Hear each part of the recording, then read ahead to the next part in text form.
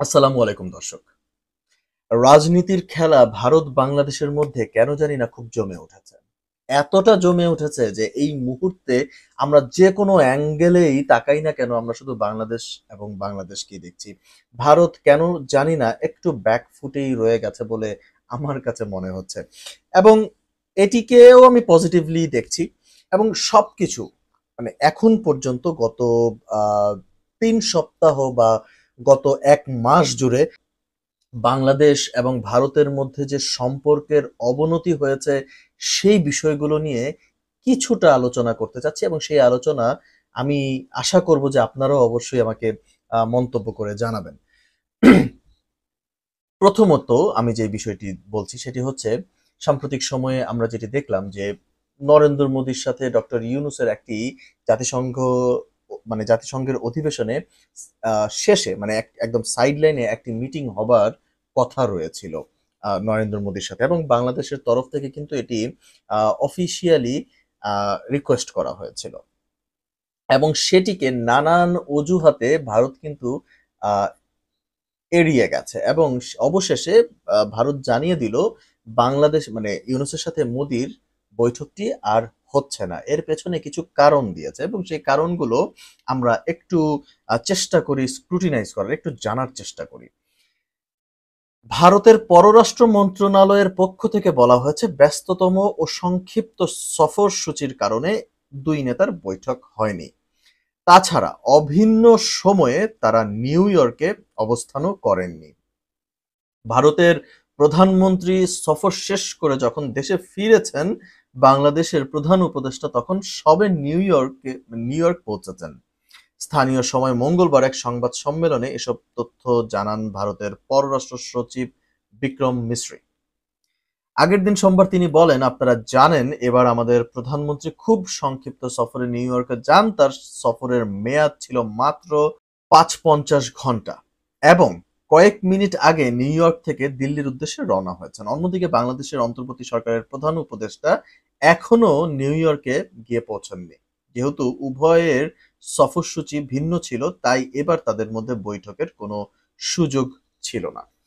এখন দেখুন, একটি বিষয়ে আমি একটু যদি আলোচনা করি, যেহেতু এটি বাংলাদেশের তরফ থেকে একটি রিকোয়েস্ট করা হয়েছিল, সেই দিক থেকে যদি আমরা বিবেচনা করি তবে কিন্তু যদি মোদির তরফ থেকে বলা হয় যে হ্যাঁ, আমরা মিটিং করতে বা দ্বিপক্ষীয় বৈঠকে আমরা আগ্রহী রয়েছি, তবে কিন্তু ডক্টর ইউনূস সরকার অন্তর্বর্তী সরকার কিন্তু ঠিক সেইভাবেই শিডিউল করতে পারতেন এবং ঠিক সেভাবেই কিন্তু নিউ ইয়র্কের উদ্দেশ্যে তারা যাত্রা করতে পারতেন এবং সেইভাবেই কিন্তু একটি শিডিউল করা যেতে পারত।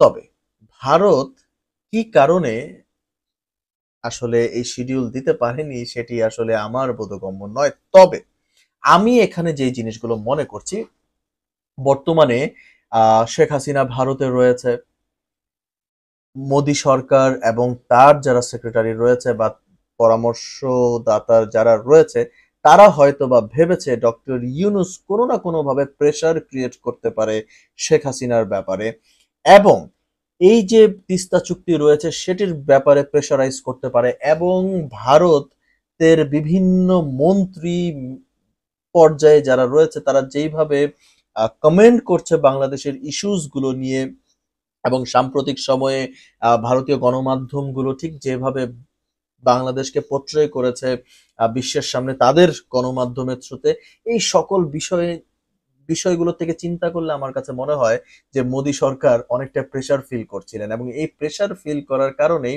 কোনোভাবে তার মানে সে যেন অকওয়ার্ড ফিল না করে সেই জায়গা থেকে আমার কাছে মনে হয় যে তারা এই আর মিটিংটি আর মুখ দেখেনি, দেখতে পারেনি। সো দিন শেষে আমার কাছে মনে হয়েছে যে এইবার যেহেতু মোদী সরকার মিটিং করেনি, আমার মনে হয় না আহ, নরেন্দ্র মোদী এবং ডক্টর ইউনূসের মধ্যে আর সামনে কোনো দ্বিপক্ষীয় বৈঠক হতে পারে এবং এই দ্বিপক্ষীয় বৈঠকটি আমি মনে করছিলাম একটি ব্রেক থ্রুর জায়গা থেকে। এই বৈঠকটি হলে হয়তোবা দুই দেশের মধ্যে যে টানাপোড়েন চলছে সেটির হয়তোবা অবসান ঘটতে পারত।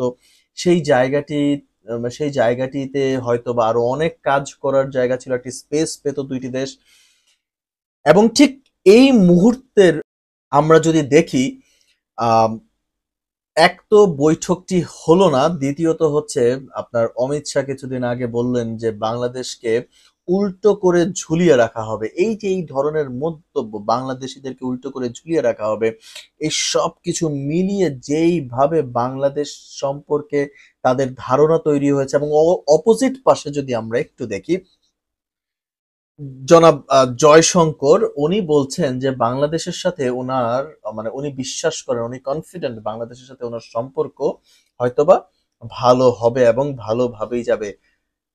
অমিত শাহর এই ধরনের বক্তব্য ঠিক অপোজিট পাশে জয়শঙ্কর এক্সপেক্ট করছে the tensions between both the countries will end very soon. এটি আমি কোনোভাবেই আসলে বিশ্বাস করি না। টেনশন এই যে দুই দেশের মধ্যে যে টেনশনস গুলো চলছে সেটি শেষ হবার নয়।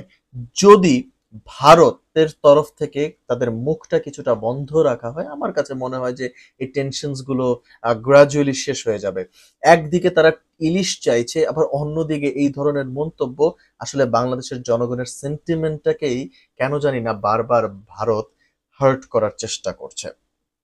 এবং এই হার্ট করার থ্রুতে আমার কাছে মনে হয় যে দুই দেশের মধ্যে যেই সম্পর্কের জায়গা রয়েছে সেটি আরো নষ্ট হবে। এবং সব থেকে বড় কথা আমার কাছে মনে হয় নরেন্দ্র মোদীর সরকার কিছুটা বোকামি করে ফেলেছে এই জায়গাটিতে, যে ইউনূস সরকার যেখানে প্রপোজাল দিল মিটিং, একটি দ্বিপক্ষীয় বৈঠকের, সেখানে ওনারা যদি এই বৈঠকের আয়োজনটা সামহাও ঠিক করতে পারতেন, তবে আমার কাছে মনে হয় যে অনেক কিছু সর্ট আউট হয়ে যেত। তবে আপনাদের কাছে কি মনে হয় ভারত সম্পর্কে, ভারত বাংলাদেশ সম্পর্কে, সেটি অবশ্যই কমেন্টের মাধ্যমে জানিয়ে দিবেন। ধন্যবাদ।